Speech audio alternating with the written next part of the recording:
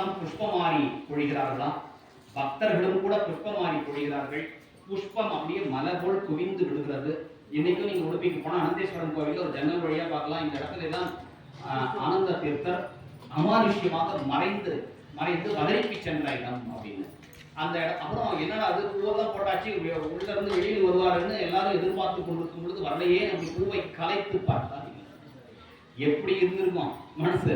ஒரு 79 வயசோ என்னமோ அவ்வளவுதான். மத்வர் அப்படிங்கறத பொறுத்தவரைக்கும் ராகவேந்திரர் பொறுத்தவரைக்கும் இறந்தார் அப்படிங்கிறது இல்லை. மற்ற சன்னியாசிகளுக்கெல்லாம் அவர் உயிரை போகும் அப்புறம் சமாதி கட்டுவாங்க. அப்படி இல்லை.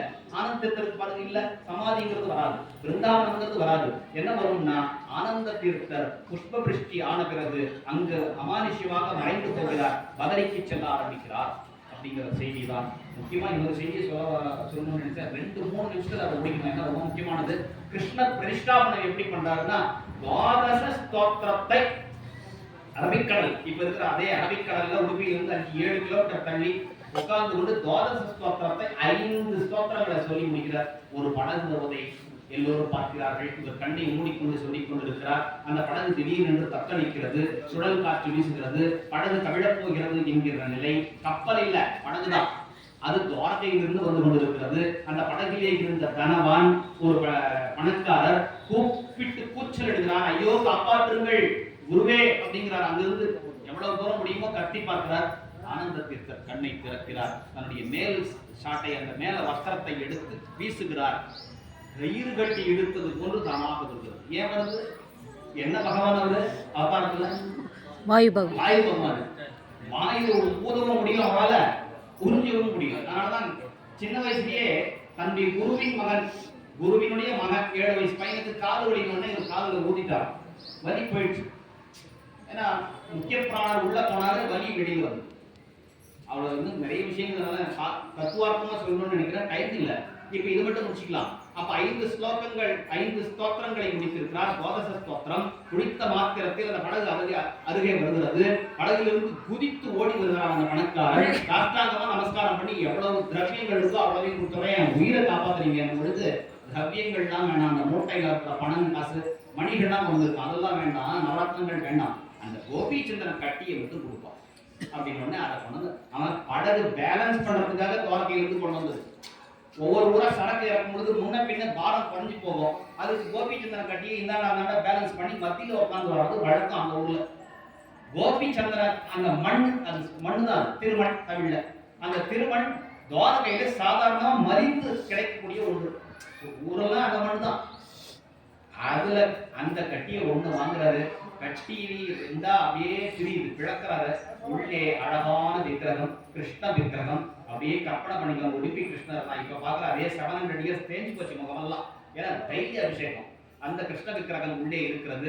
அரபிக்கடல்ல சமுத்திர ஸ்நானத்தை பண்ண வைக்கிறாரு. அந்த விக்கிரகம் எங்கிருந்து வந்தது, பின்னணி என்ன அப்படிங்கிறத சொல்லிட்டா முடிஞ்சிருக்கு உபன்யாசம். தேவகி குழந்தைய பெற்றெடுத்தா. ஆனா வளர்க்கல. யார் வளர்த்தது? யசோதா. அதனால தேவகி கிருஷ்ணருக்கு கல்யாணம் எல்லாம் ஆயிருந்தான், ருக்மணி கூட இருந்தா. அப்ப தேவகி கேட்டாலாம், பெத்தனை வழிய வளர்க்கல, அந்த மடியில போட்டுக்கிட்டு வளர்க்கறது, ஸ்தனத்துல இருந்து க்ஷீரம் பால் கொடுக்கறது, இதெல்லாம் அனுபவிக்கலையே அப்படின்னு அவ்வளவு பெரிய கிருஷ்ணனை கேட்கும்பொழுது தேவகி கேட்கும்பொழுது கிருஷ்ணர் சொன்னாரா, அதுக்கு என்ன இப்பயே குழந்தைய அவதாரம் எடுத்துறேன் அப்படின்னு தவக்குன்னு அவன் குழந்தை மடியில படுத்துக்கிட்டான். கிருஷ்ணர் குழந்தையா மாறி மடியில இருக்கிறான். தேவகி பால் கொடுக்குறா, விளையாடுறா, அனுபவிக்கிறா. அந்த க்ஷண நேரங்கள் அவ்வளவு நடக்குது. ஒரு கனவு ஒரு பாருங்க, ரொம்ப முத்து கணசு, அது சிக்கு கணசோ தொட்டு கணசோ தெரியல, நீங்க அவர் எடுத்து ஹேடோட தெரியா 1 மீட்டர் அவங்க மாதிரி ஒரு கணசு. அந்த கனவு மாதிரி அவ்வளவு நடக்குது, அமானுஷ்யமா அவ்வளவு நடக்குது. தேவகிக்கு ஏகப்பட்ட சந்தோஷம். அந்த தூரத்துல இருந்து ருக்மணி பார்த்தா, கிருஷ்ணா பெரிய கிருஷ்ணனோட குழந்தை கிருஷ்ணன் ஜோர், எனக்கு குழந்தை கிருஷ்ணன் ஒண்ணு வேணும்னா வைஃப் ருக்மணி தாயார். அப்ப கிருஷ்ணர் சொன்னாரா, அதுக்கு என்ன அப்படின்னு விஸ்வகர்மாவே அழைக்கிறார். தேவலோக தச்சன் விஷ்ணு விஸ்வகர்மா வராரு.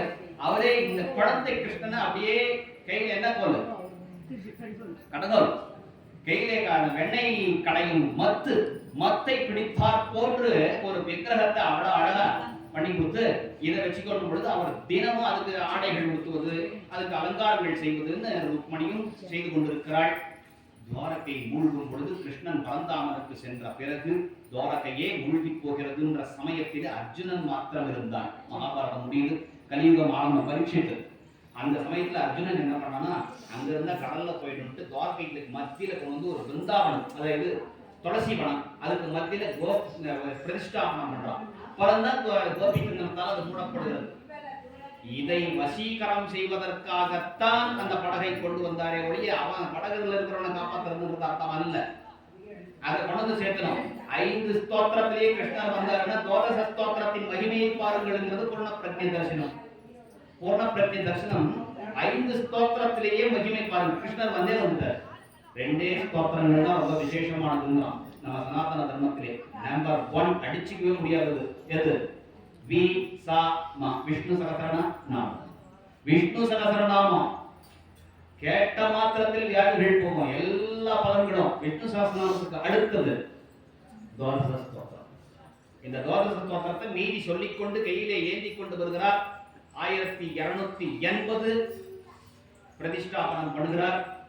பிரதிஷ்டாபனம் எங்க நடக்குதுன்னா உடுப்பியிலே மத்த சரோவரத்திலே அதை குளிப்பாட்டி அங்கிருந்து ஸ்நானம் செய்வித்து சிஷ்யர்கள்ட்ட கொடுத்தார். அது வந்து சாதாரணமா இப்ப சின்னதா எடுத்துட்டு வந்த அந்த விக்கிரகம் சரோவரத்திலே ஸ்நானம் செய்வித்து பிரதிஷ்டாபனம் செய்வதற்காக எடுத்து வரும் பொழுது ஏகப்பட்ட கனம் கணக்கு.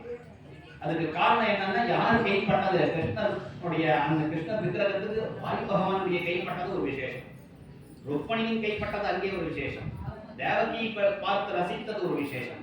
இவ்வளவு விசேஷங்களை கடந்த விக்கிரகம் தான் இன்றைக்கு நீங்கள் உடுப்பியிலே கிருஷ்ணராக பிரதிஷ்டாபனம் செய்திருக்கக்கூடிய விக்கிரகம். ஏன்